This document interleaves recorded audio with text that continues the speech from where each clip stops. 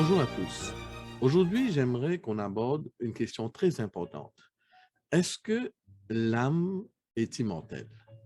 Selon la croyance populaire, la réponse est oui. Mais est-ce que la Bible soutient aussi ce point de vue? L'expression, le mot âme ou son équivalent se retrouve 1600 fois dans la Bible.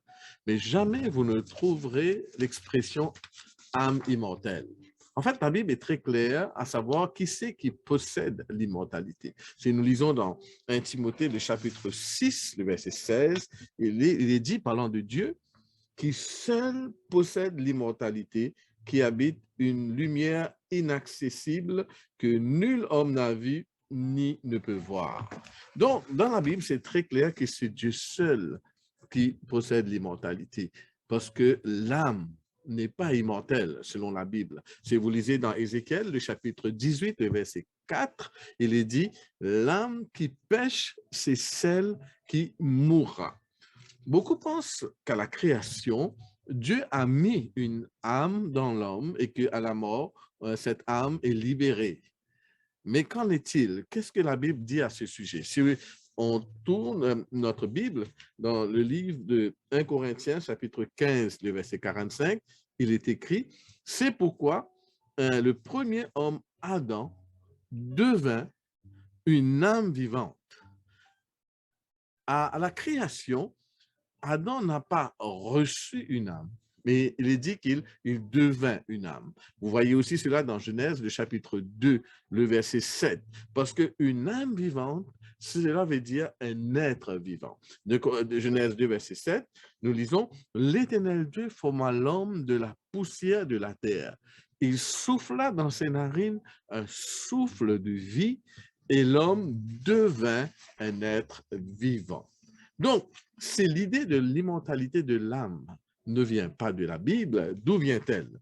Les Égyptiens étaient les premiers à avancer la doctrine de l'immortalité de l'âme.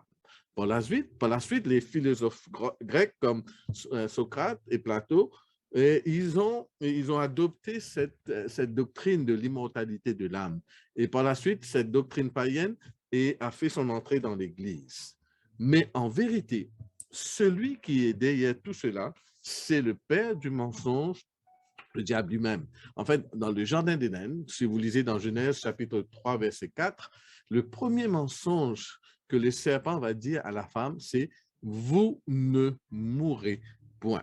Mais terminons sur une note positive. Voulez-vous? Dieu nous a promis l'immortalité. Un jour, nous l'aurons. Et cela, nous l'aurons au retour de Jésus. Alors, je vous invite à me suivre dans 1 Corinthiens, le chapitre 15, et je lirai à partir du verset 51. Voici, je vous dis un mystère.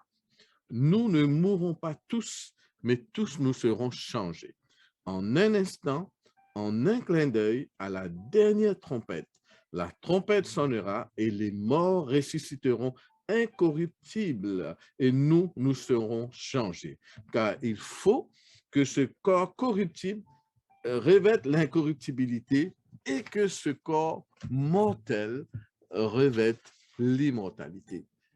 Mes amis, Dieu nous a promis que nous allons un jour recevoir l'immortalité et ça va être au retour de Jésus. Alors, tâchons de ne pas rater ce grand rendez-vous qui est pour très bientôt. Merci pour votre écoute et à très bientôt.